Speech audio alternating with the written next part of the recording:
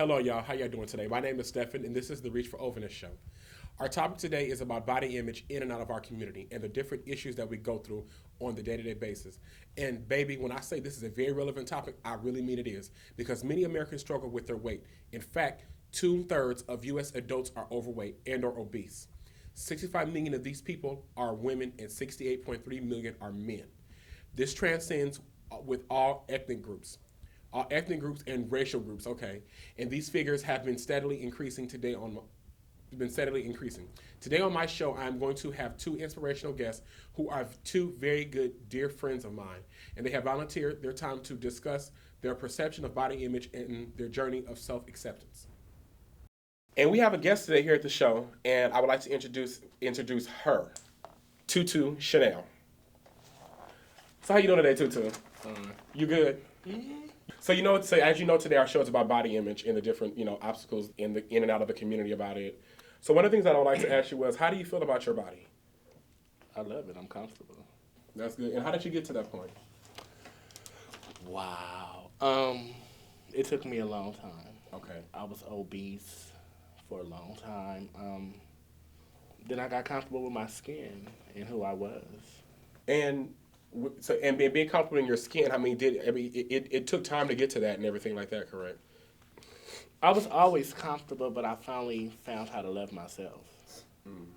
And once I found that out, everything came into one. Now I would like to talk a little bit more about you in the house and ball community being a plus-size bitch. What they do is they come together at an event and they runway. Have you guys ever seen America's Next Top Model? They go up and down the runway. And then you have voguing, hand performance. If you guys remember the Madonna video about that time in the early 90s when she came out with the Vogue thing.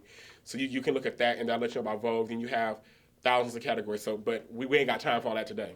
What I want to ask you is, how is it to be a big boy and walk up and down the runway? I mean, it's fun for me because I love the competition. You know what I mean? By me being a big boy, battling someone skinny, that just boosts my ego up a little bit more. So the question I have is, how does it feel to be plus size and wear some of the stuff you have to wear? Like, I know in some cases I've seen you in black wedding dresses and different things like that. Were you comfortable enough to do that? I was very comfortable because beauty comes in all shapes, sizes, and colors. So it doesn't matter if I have to put a tutu on, a mini skirt, I'm going to look good in it regardless. Do you think that body image is a problem in the LGBTQ community? It is. Most typical gay men, when you think of gay men, you think of a size petite. It's hard because certain gay boys, majority gay boys don't get into big gay boys, but it don't bother me. I mean, because there's love out there for everyone. Right. But at the same time, I mean, a lot of skinny people are uncomfortable in their skin.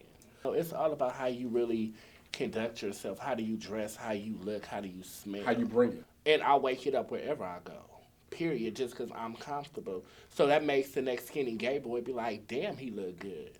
I know I look good, so you going to know it too.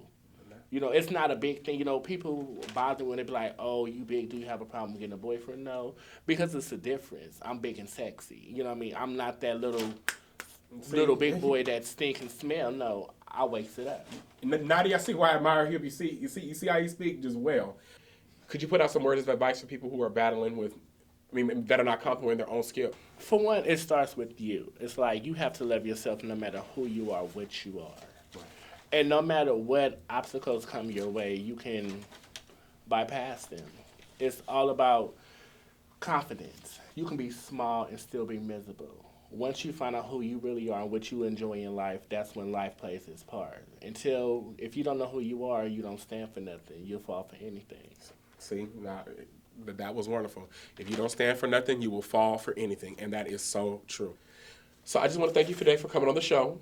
Thank you. And giving some words of wisdom out there to the kids, because we need it, because, honey, it's all types of issues.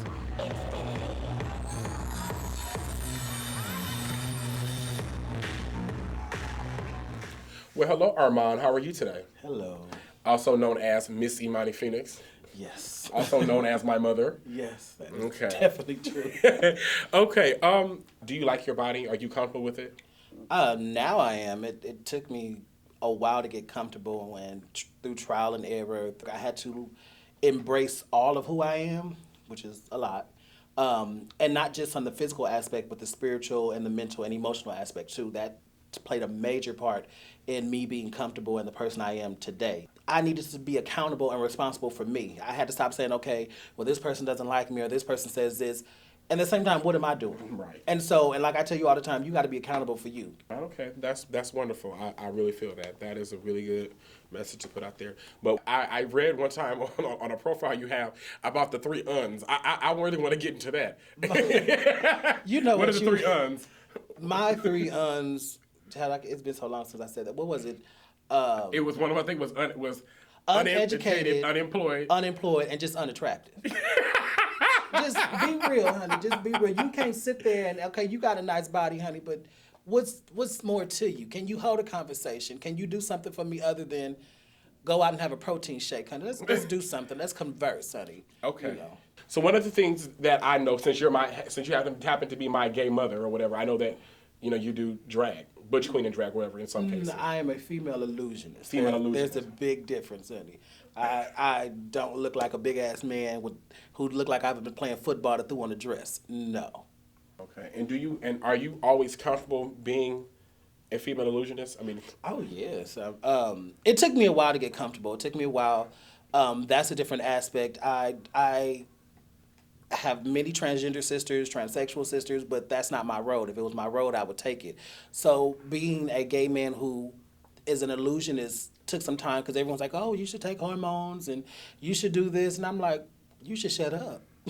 Plain and simple. I mean, I love what I do, but, I do it for me and no one else. so I see here today that we have some footage of you performing and runwaying, doing things like that, you know.